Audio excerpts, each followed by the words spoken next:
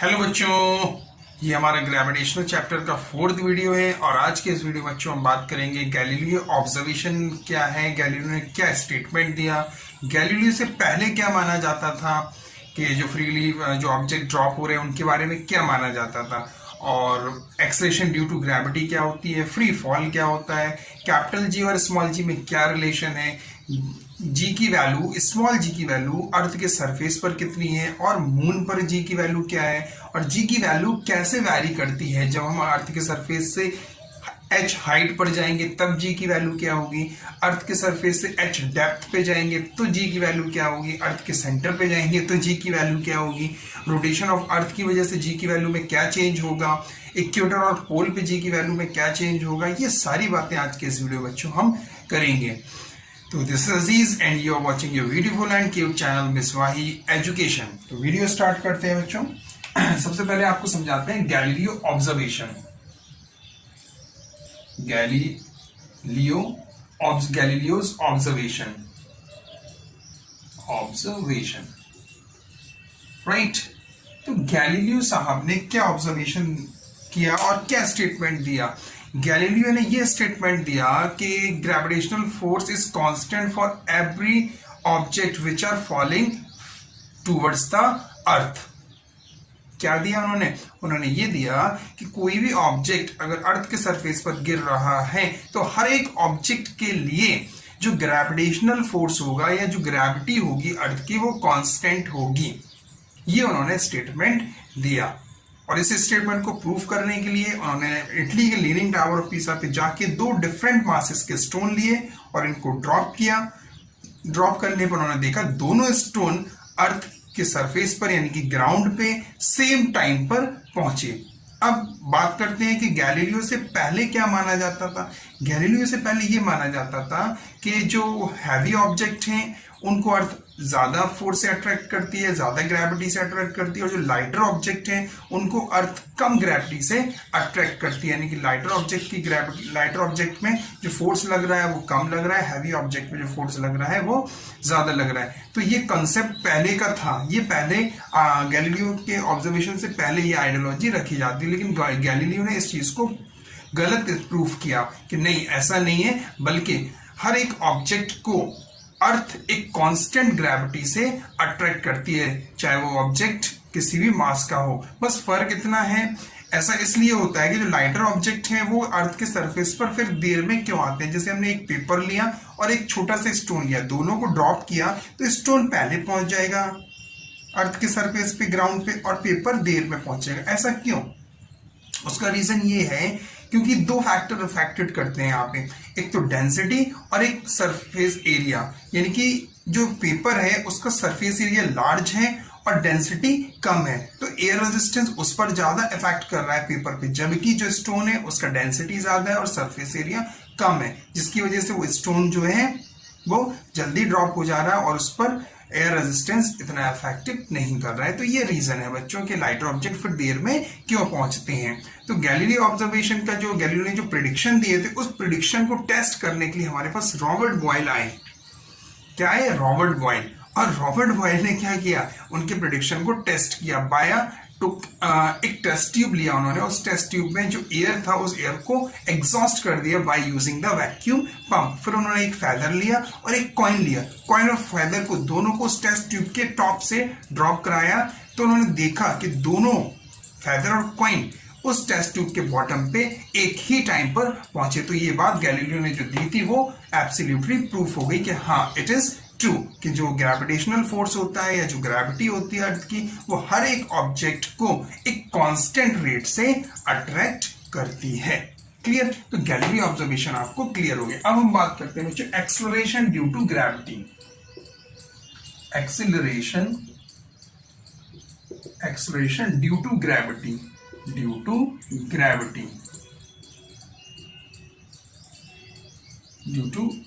Gravity, अच्छा ये क्या है?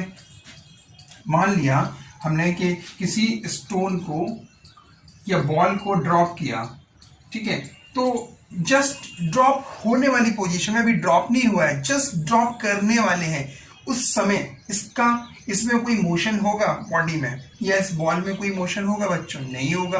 क्यों? क्योंकि हम उसको होल्ड किए हैं तो वो रेस्ट में। जब कोई बॉडी रेस्ट में होती है तो उसमें कोई वेलोसिटी होती है? नहीं। अगर बॉडी में मोशन नहीं है तो बॉडी में वेलोसिटी भी नहीं है, यानी कि इसकी जो इनिशियल वेलोसिटी हम कहें तो वो हो गई 0। अब हमने कहा टी टाइम के बाद ये बॉडी यहां पर आ गई। बॉडी बड़ी कैसे हो गई? यहाँ तो छोटी थी यहाँ छोटी थी, यहाँ बड़ी हो गई, तो यहाँ बड़ी कर लो, ठीक है। चलो अब सही है, ठीक है। अब टी टाइम के बाद बॉडी यहाँ आ गई, यानी कि अब इसमें कुछ ना कुछ वेलोसिटी होगी, कुछ भी होगी, whatever, we are not talking about the value of the numerical value of the velocity, but कुछ ना कुछ वेलोसिटी होगी। फिर वो और नीचे आया, ठीक है, ये हमारा ग्राउंड है, तो फिर से उसका वेलोसिटी कुछ ना कुछ और होगा।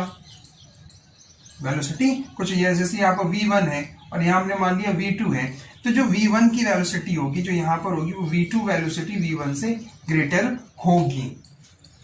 क्यों?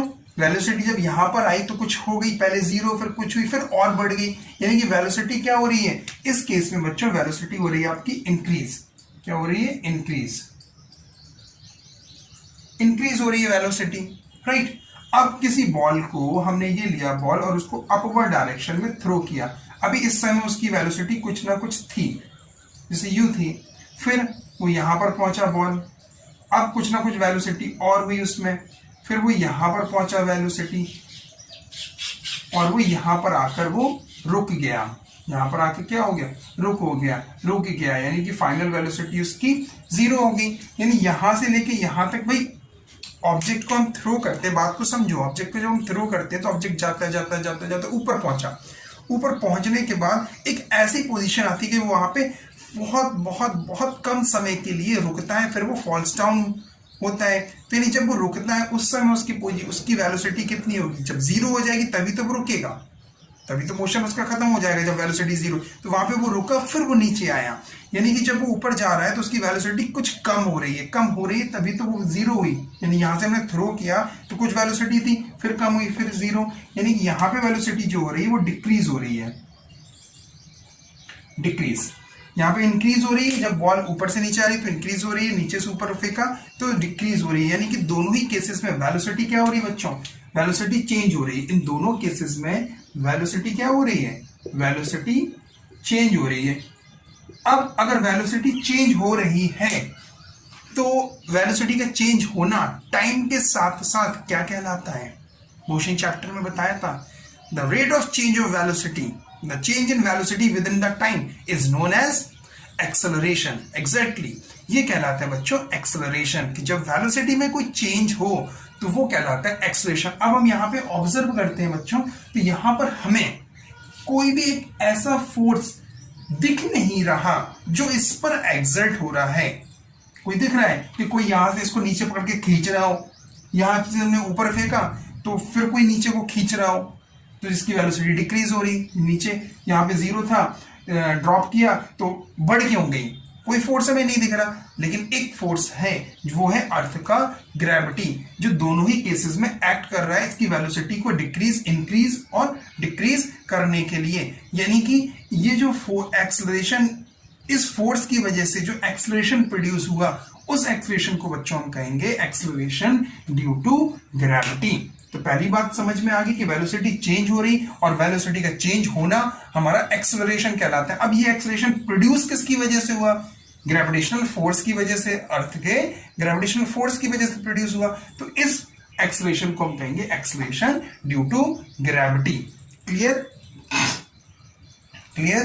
क्लियर? तो चलिए लिखते हैं acceleration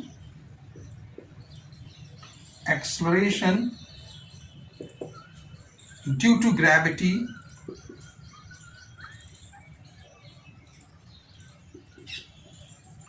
is produced in a body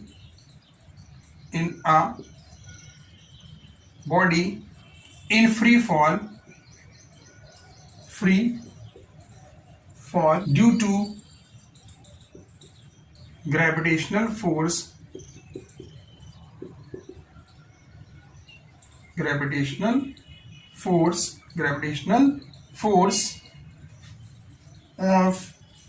force of earth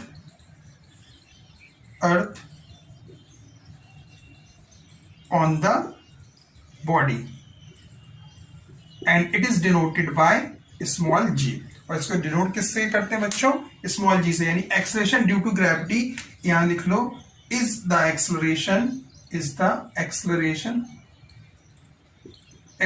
due to gravity is the acceleration produced in a body in free fall due to gravitational force of the earth on the body। यानी कि free fall की position पे जो acceleration produce हो रहा है उस body में, उस एक्सेलरेशन को बच्चों हम कहेंगे acceleration due to gravity. Clear हो गया? चलिए, यहाँ पे एक वर्ड आया बच्चों फ्री फॉल, तो फ्री फॉल को और समझ लीजिए, ये भी हम आपको बता दें। फ्री फॉल क्या होता है? Free fall, freely falling body क्या होती है, फ्रीली फॉलिंग ऑब्जेक्ट क्या होते हैं? आइए पहले लिख लें फिर समझाते हैं। All object falling towards the centre of earth या towards the earth surface of earth, towards the surface of earth due to gravity लिख ले रहे हैं, gravity of earth alone are said to be free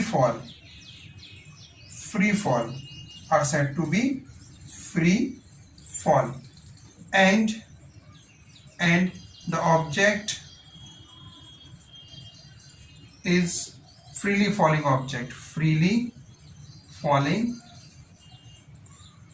object।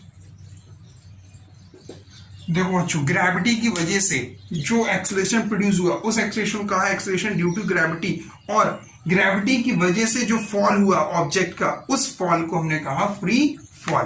Clear? Gravity की वजह, सिर्फ और सिर्फ ग्रेविटी की वजह से जो फॉल हो रहा है, जो बॉडी अर्थ के सरफेस पर गिर रही है, अर्थ के सेंटर की तरफ अट्रैक्ट हो रही है, only gravity of earth, that is called the free fall. और उन ऑब्जेक्ट्स को कहेंगे फ्रीली फॉलिंग ऑब्जेक्ट। तो क्लियर हुआ? गैलीलियो ऑब्जर्वेशन समझ में आया, एक्सेलरेशन ड्यू टू ग्रेविटी समझ में आया, फ्री फॉल समझ में आया। इतना नोट करिए, फिर हम लोग आगे चलते हैं। राइट,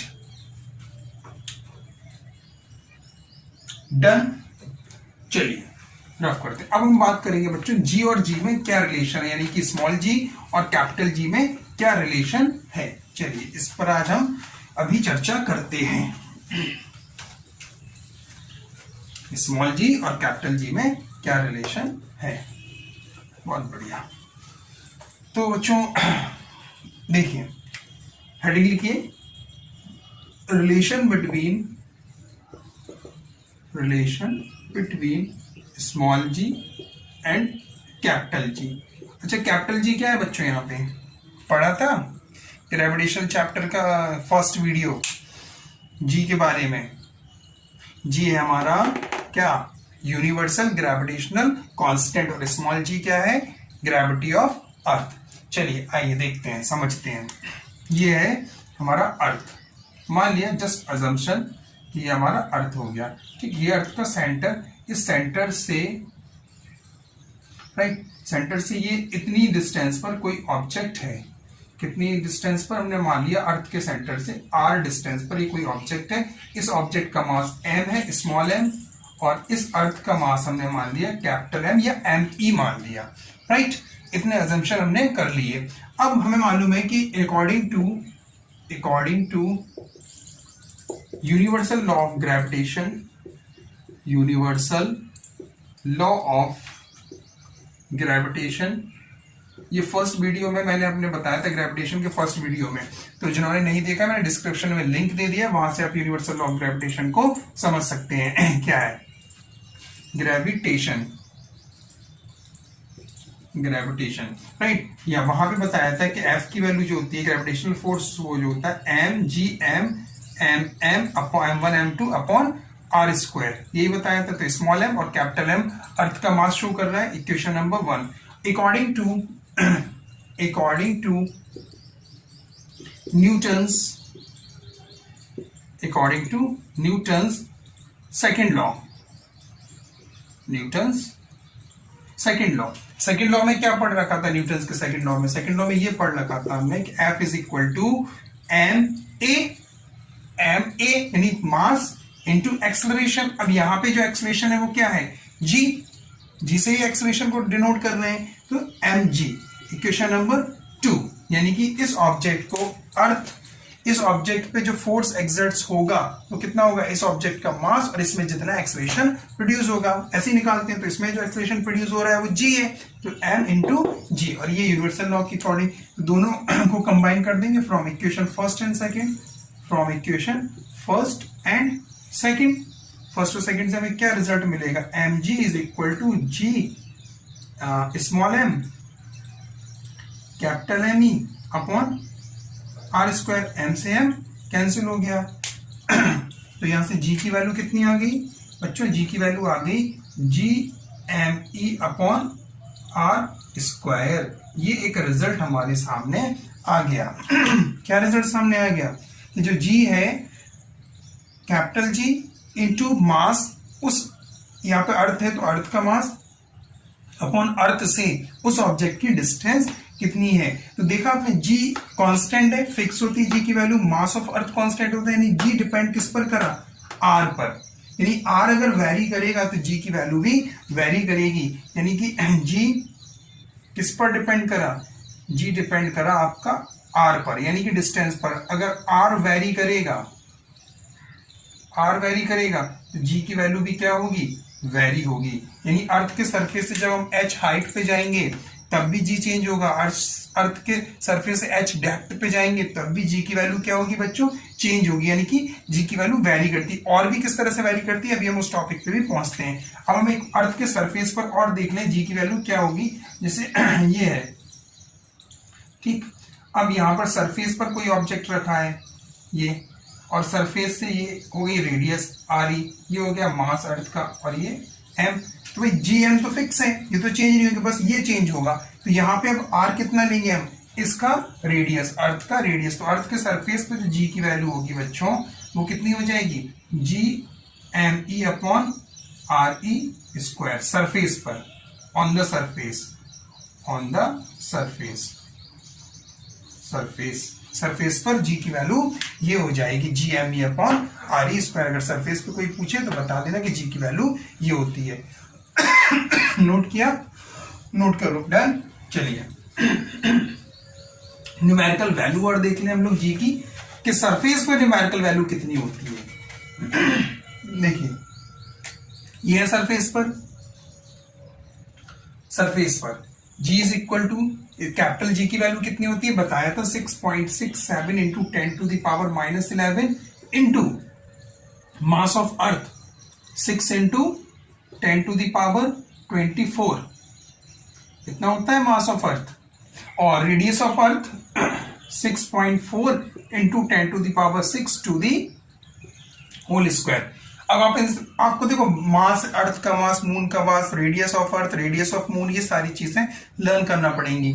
ठीक है, तो मास इसका अर्थ का ये रख दिया और रेडियस ये रख दी। इन सबको जब सॉल्व करोगे तो 9.79 समथिंग ऐसे करके आ गए, जिसको हम 9.8 मीटर पर सेकेंड स्क्वायर लिखते हैं। तो अर्थ के सरफेस पर जो जी की वैल्यू हुई, अर्थ के सरफेस पे जो जी की वैल्यू हुई वो कितनी हुई? 9.8 मीटर पर सेकेंड स्क्वायर। क्लियर? तो अर्थ के सरफेस पे कोई बोले जी का न्यूमेरिकल वैल्यू कितना होगा, तो पहले आप ये लिखना, उसके बाद फिर इसको वैल्यू पुटअप करके इतना बता देना कि दिस इज द वैल्यू। और अगर ऑप्शन में आएगा एमसीक्यूज में डायरेक्ट 9.8 तो वो आप कर सकते हैं। किसी किसी बुक में कभी कभी वो 9.8 की जगह पे हमें क्वेश्चन को सॉल्व करने के लिए 10 दे देता है, तो हम 10 भी ले सकते हैं अप्रोक्सीमेटली वैल्यू। क्लियर? चलिए अब हम मून पे और देख लें। ये तो हो गई बात अर्थ के सरफेस पे। अब मून पर जो ग्रेविटी है वो कितनी होगी अर्थ के कंपैरिजन में, वो और चीज देख लेते हैं, फिर हम आगे चलते हैं। ठीक है, कि जी की वैल्यू कैसे वेरी हो रही है। बहुत बढ़िया। देखिए, on the surface of moon, on the surface of moon, यानी कि value of G on the surface of moon, heading लिखो। देखिए, हमें ये मालूम है कि जी ई, ये मालूम है कि जी क्या होता है? G is equal to G M upon R square, right, ये होता है। अब इससे जब हम मून के लिए बात करेंगे तो हम यहाँ पर मून लिख ले रहे हैं, क्या लिख ले रहे हैं, मून, राइट, कि जी एम यानी gravity of moon is equal to capital G, ये तो फिक्स है, मास ऑफ मून तो एम एम शो कर ले रहे हैं इसको, राइट, अपॉन आर स्क्वायर तो आर एम स्क्वायर लिख ले रहे हैं। इक्वेशन नंबर 1 कैसे लिखा रहने दो, चलो। उसके बाद जी ई की वैल्यू यानी ग्रेविटी ऑफ अर्थ, अर्थ के सरफेस पर, G mass of earth upon radius of earth R E square. बस यहां से वैल्यू पुटअप कर देंगे, सॉल्व कर लेंगे, कितना आ जाएगा, G M upon G E is equal to, G M कितना है, ये है, तो G M M upon R M square upon G M E upon R E square, G से जी कैंसिल हो गया, ये चला जाएगा ऊपर और ये चला जाएगा नीचे, मालूम होगा ये चीजें तो जी एम अपॉन जी ई, तो ये कितना हो जाएगा, M M upon M E into R E upon R M to the whole square, ये हो जाएगा। और सॉल्व कर लें इसको यहां पे, चलो सॉल्व कर लो, वैल्यू रख लो पहले, क्या रख लो, value, mass of moon, mass of moon है 7.4 into 10 to the power 22 upon 6 into 10 to the power 24, ये होगी value, into radius of earth 6.4 into 10 to the power 6 upon 1.75 into 10 to the power 6 to the whole square, ये लिख लिया हमने value. इन सबको जब आप कैलकुलेट करोगे तो कैलकुलेट करने के बाद जी एम अपॉन जी ई आएगा 1/6 आफ्टर कैलकुलेशन आएगा, इतना ही आएगा बच्चों, सॉल्व करेंगे तो आएगा। तो जो जी एम की वैल्यू आएगी वो 1/6 ऑफ जी ई आएगी, यानी कि मून के सरफेस पर जो ग्रेविटी होगी वो अर्थ के सरफेस का कितना होगी, 1/6। क्लियर। इस तरह से कभी कभी डेरिवेशन पूछ लेते हैं कि prove that gravity on the surface of moon is 1/6 of the gravity on the surface of अर्थ, तो इस तरह से उसको हम बच्चों ड्राइव कर सकते हैं। ठीक है, नोट करिए, नोट किया, डन, कर लीजिए कर लीजिए कर लीजिए, फिर हम आगे बात करें। चलिए नोट किया। अब हम बच्चों बात करेंगे कि जी की वैल्यू किस तरह से वैरी करेगी, क्योंकि हमें मालूम है, हमें क्या मालूम है कि जो जी होता है वो कितना होता है, G is equal to G M upon R square, ये टर्म्स कांस्टेंट, यानी इस पर जी आर वैल्यू करेगा तो जी वैरी करेगा। किस किस तरह से जी की वैल्यू वैरी करती है आइए उस पर और डिस्कस करते हैं। ये तो नोट कर लिया होगा, चलिए बहुत बढ़िया।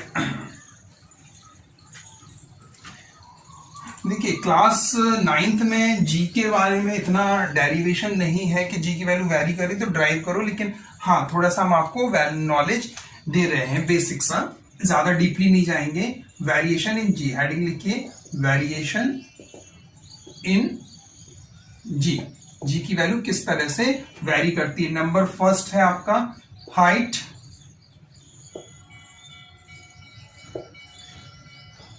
And depth, height and depth from earth surface। जी की वैल्यू वेरी करेगी जब हाइट पर हम जाएंगे अर्थ के सरफेस से, अर्थ के सरफेस से डेप्थ में जाएंगे तो जी की वैल्यू वेरी करेगी। सेकंड कब करेगी, shape of the earth, shape of the earth, earth के शेप की वजह से वेरी करेगी। Number third rotation of the earth, rotation of the earth. इन तीन फैक्टर्स की वजह से जी की वैल्यू वेरी करेगी, क्योंकि शेप के बारे में हमें मालूम है कि जो अर्थ का शेप है वो एग्जैक्टली स्फीयर शेप नहीं है, बल्कि कुछ जैसे ऑरेंज होता है ना, ऊपर नीचे से फ्लैट थोड़ा सा दबाया हुआ, तो अर्थ का शेप वैसे ही होता है। तो शेप की वजह से भी जी की वैल्यू वेरी करेगी, यानी इक्वेटर पे कुछ होगी, पोल पे कुछ होगी, बात करते हैं अभी। उसी तरह rotation of earth, earth rotate भी करती है, जब रोटेट करेगी तो भी जी की वैल्यू कुछ वेरी करेगी। तो किस तरह से वेरी करेगी, इनके हम डेरिवेशन नहीं कराएंगे, सिर्फ बेसिक से कॉन्सेप्ट देंगे, क्योंकि क्लास 9th में आपके डेरिवेशन नहीं है। डेरिवेशन हम डिटेल डेरिवेशन पढ़ेंगे क्लास 11th में। चलिए, तो सबसे पहले जानते हैं नंबर फर्स्ट का ए आएगा आपका, as we go above the earth surface, जब अर्थ के सरफेस से h हाइट पर जाएंगे बच्चों, तो जी में क्या वेरिएशन होगा, आइए समझते हैं कि जी में क्या वेरिएशन होगा। जैसे ये हमारा अर्थ है, राइट, इस अर्थ के सरफेस से हम लोग h हाइट पर पहुंच गए। ये कोई ऑब्जेक्ट है, ये अर्थ के सरफेस से कितनी हाइट पर रखा है बच्चों, h हाइट पर रखा हुआ है। और जो अर्थ का रेडियस है, तो रेडियस की अगर हम बात करें तो ये रेडियस कितना होगा हमारा RE, राइट। तो टोटल डिस्टेंस जो होगी यहां से लेके यहां तक, अर्थ के सेंटर से लेके और ऑब्जेक्ट तक की डिस्टेंस कितनी हो गई, RE प्लस एच। तो जी की वैल्यू हमें मालूम है कि जी कितना होता है, Gm/r², राइट। तो यहाँ पे अर्थ के सरफेस से h हाइट पर हमने मान लिया कि ग्रेविटेशनल फोर्स कितना है, G डैश। तो G डैश की वैल्यू कितनी आ जाएगी, Gm/r²। पे क्या प्लेस पर क्या ले लेंगे, RE plus h height. Centre से ये पूरा कितना है, वैसे सेंटर से लेके यहाँ तक कितना डिस्टेंस होता था r, अब ये कितना है, RE है और h ये, तो RE प्लस h, तो RE plus h to the whole square बच्चों, राइट। तो यहाँ पर कितना आ जाएगा, Gm/, यहां से अगर हम RE² कॉमन ले लेंगे तो क्या बचेगा, RE² कॉमन ले लिए, 1 plus h/RE to the whole square, इतना बचेगा। देख लीजिए, RE² कॉमन ले लिया, 1 प्लस h/RE।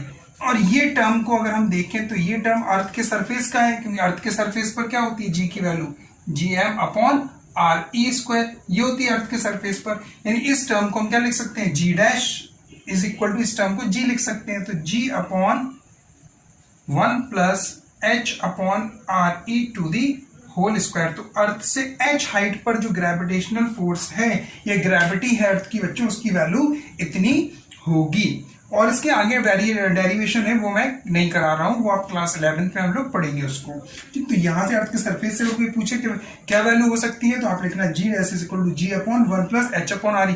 यानी कि अर्थ के सरफेस की वैल्यू में से कुछ ना कुछ हमें वैल्यू में कुछ डिवाइड करना पड़ेगा, यानी कि जी डैश की वैल्यू कम आएगी। यानी अगर हाइट बढ़ रही है, हाइट क्या हो रही है, इंक्रीज हो रही है, तो जी की वैल्यू क्या होगी, डिक्रीज होगी। यानी अर्थ के सरफेस से हम जितना हाइट पे जाते जाएंगे, जी की वैल्यू उतना डिक्रीज करती जाएगी। यहाँ पे एक बहुत अच्छा कॉन्सेप्ट मिलने वाला है बच्चों, ये मिलने वाला है कि अर्थ की सरफेस से हम जितना ऊपर जा रहे हैं उतना जी की वैल्यू क्या हो रही है, डिक्रीज हो रही है। यानी कि अब कुछ बच्चे बड़े फनी होते हैं, वो कहते हैं कि चलो अब हम टेरेस पे चढ़ गए, टेरेस पे चढ़ने के बाद चेक कर रहे हैं जी की वैल्यू कितनी होगी, हाँ जी की वैल्यू कितनी होगी। तो टेरेस पे चढ़ने के बाद चिल्ला रहे, भाई जी की वैल्यू चेक कर कितनी है। नहीं, जी की वैल्यू में फर्क नहीं पड़ेगा। इवन अगर आप हिमालय पर्वत पर भी चले जाएंगे, माउंट एवरेस्ट पर भी, तो जी की वैल्यू में फर्क नहीं पड़ेगा। तब कि जी जो माउंट एवरेस्ट है उसका हाइट कितना है, 8848 मीटर, यानी 8 किलोमीटर के अराउंड कितना है उसका हाइट, 8848 मीटर, ये होता है माउंट एवरेस्ट का हाइट। अब जब माउंट एवरेस्ट पे पहुंच गए तब भी जी की वैल्यू वेरी नहीं करेगी। जी की वैल्यू कितनी हाइट से वेरी करना स्टार्ट करती है, लगभग 200 किलोमीटर, 400 किलोमीटर, 500 किलोमीटर से, यानी कि 200 किलोमीटर के अराउंड से जी की वैल्यू वेरी करना स्टार्ट करती है। यानी कि टेरेस पे पहुंच के पूछ रहे हैं, भाई चेक कर जी की वैल्यू कितनी है, हिमालय पर्वत पे चढ़ गए, चेक कर रहे हैं कि जी की वैल्यू कितनी है, कितनी वेरी करी, नहीं, ऐसा नहीं होता है, ठीक है। क्लियर हो गया, कब से वेरी करेगी, 200 किलोमीटर के अबव, 200 किलोमीटर के अराउंड जब हम पहुंचते हैं तब जाके जी की वैल्यू वेरी करना स्टार्ट करती है। क्लियर, तो इस तरह से वेरी करेगी, यानी हाइट बढ़ने से जी की वैल्यू वेरी करेगी, लेकिन कितनी हाइट से, ये क्वेश्चन इंपॉर्टेंट है। अक्सर पूछते हैं कि हिमालय पर्वत बताओ क्या जी वेरी करेगा, नहीं जी वेरी नहीं करेगा, 200 किलोमीटर के अराउंड जी की वैल्यू वेरी करना स्टार्ट करती है। क्लियर बच्चों, तो यहां तक बात समझ में आई। कि जितना हाइट बढ़ रही है उतना जी की वैल्यू वेरी करती जाएगी, लेकिन थोड़ी बहुत में फर्क नहीं पड़ना। इवन आप जब स्पेस से देखोगे ना, तो स्पेस से जो हिमालय पर्वत है ना वो इतना दिखेगा, जैसे ये व्हाइट बोर्ड लिखा है, देखो ये व्हाइट बोर्ड लिखा दिख रहा होगा, दिख रहा है ना, जितना ये व्हाइट बोर्ड, इसमें व्हाइट बोर्ड लिखा हुआ है, उतना जितना ये उठा हुआ उभरा हुआ पार्ट है उतनी हाइट दिखती है स्पेस से जब हम हिमालय पर्वत को देखते हैं। क्लियर? चलिए, एनी हाउ, तो उसके बाद अब हम बात करते हैं as we go down below the earth surface, as we go down below the earth surface.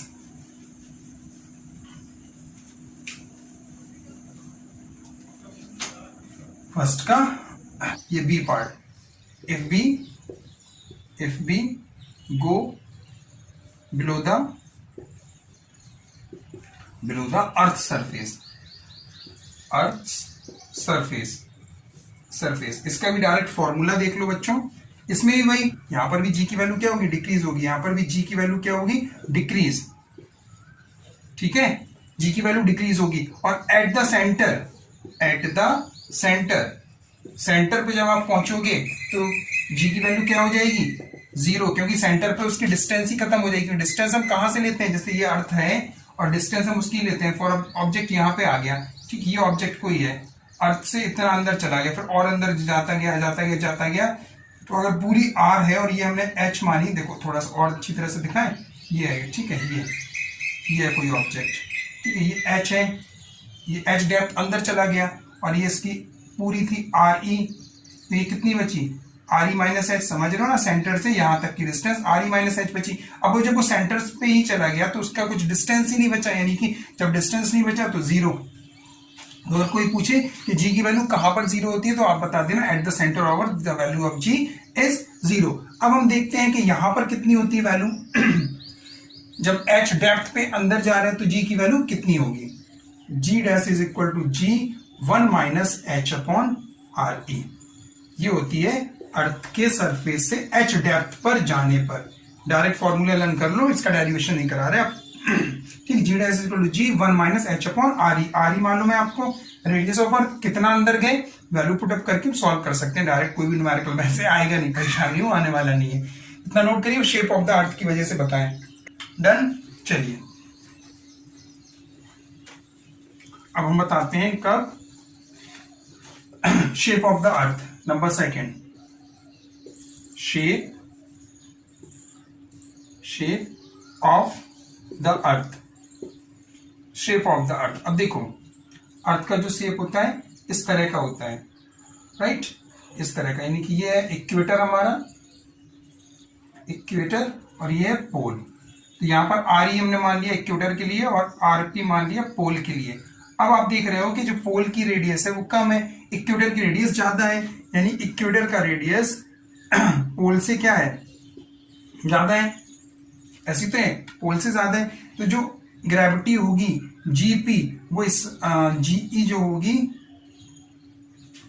GE होगी वो स्मॉलर देन होगी जीपी से, यानी कि इक्वेटर पर जो ग्रेविटी होगी वो पोल से ग्रेविटी से कम होगी, राइट। पोल पे ग्रेविटी ज्यादा होगी, इक्वेटर पे ग्रेविटी कम होगी। क्लियर?